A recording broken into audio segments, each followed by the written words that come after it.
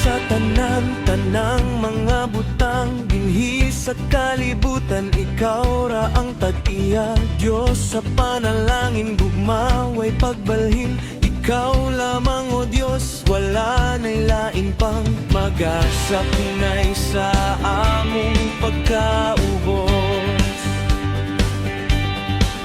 ug magahaw sa among pagkakabos.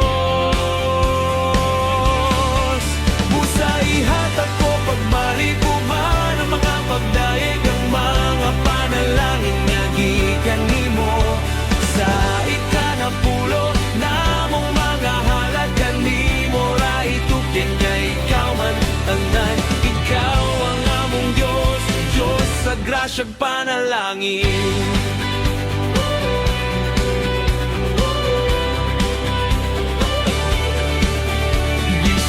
Sa kalisod nga ka na mumuabot, gugma mo nagpatigbabaw nga naghatag og kalipay. Diyos ka sa sinugdan o sa katapusan, ikaw lamang o Diyos, ug wala na'y lain pang magasapnay sa among pagkaubos ug magahaw sa among pagkakabos.